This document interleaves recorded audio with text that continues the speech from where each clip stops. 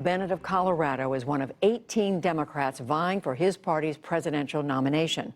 Like other presidential hopefuls, he is making his case to voters why his health care plan is better than his opponents, even as issues like Syria and impeachment have taken center stage in Washington.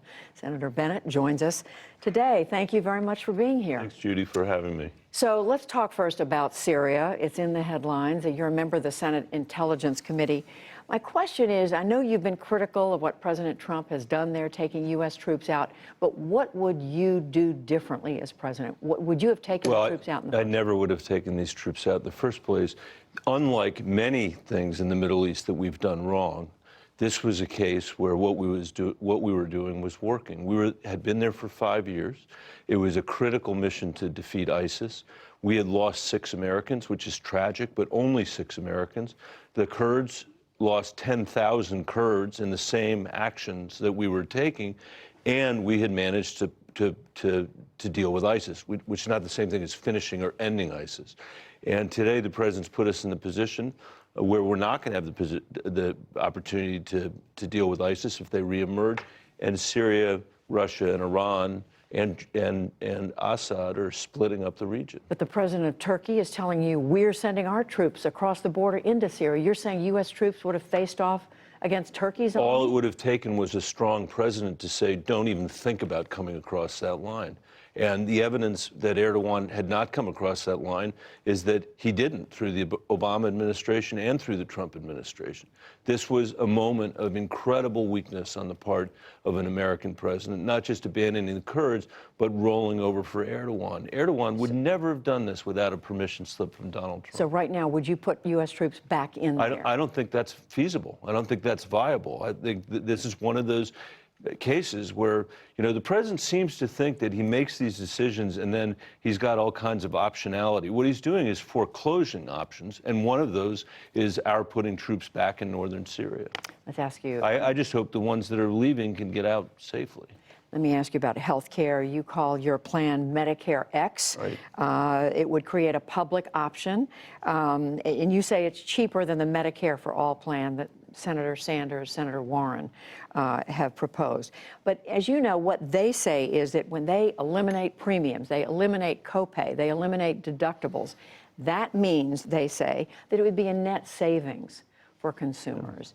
Why isn't that idea better than... I know they say that, but America doesn't believe it, and even Vermont didn't believe it. You know, they tried to pass something similar to this in Bernie Sanders' home state of Vermont, and when they saw what the cost would actually be, there a 10% tax increase on individuals, an 11% tax increase on businesses, they rejected it, just like the American people are going to reject a health care plan that raises $31 trillion in taxes.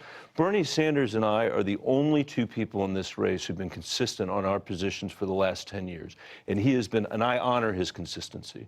Just like he says he wrote the damn bill on Medicare for All, I wrote it on the public option, and it not only is cheaper, it actually would benefit the federal treasury, and I think we could cover everybody in 3 years without stripping the American people of their choice to buy health insurance or a public option if that's what they want, and without raising taxes at all on the American people, much less massively. Do you believe that a Democrat who's the nominee who proposes a single payer plan, which is what Medicare for All would be, enhances the prospects of President Trump getting reelected? I do. I hope any Democrat will beat Donald Trump, but this is not just about beating Donald Trump. It's about winning a majority in the Senate as well. And if these candidates can't even be candid about how they're going to pay for these plans, today, I mean, Elizabeth Warren has a plan for every single thing except for how to pay for her health care plan, which is something that she's, you know, had since the very beginning of this election. Bernie is honest about it.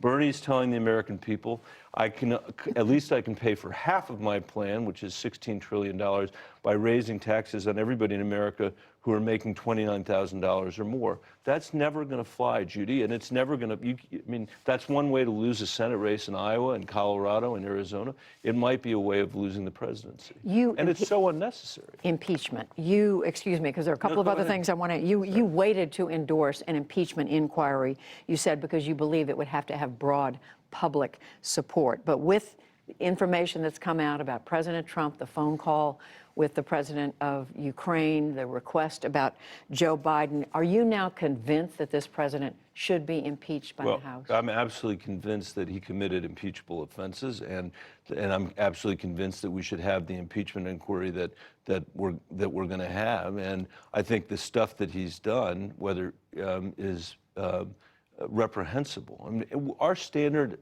has fallen so low, Judy. I mean, these congressmen today rushing into a secure briefing like a mob, you know, President Trump pretending that the rest of the world isn't watching us abandon our allies in the Middle East, and that the American people are going to stand for having a president who, you know, in this instance is asking Ukraine to, you know, weigh in on the election by digging up dirt on Joe Biden.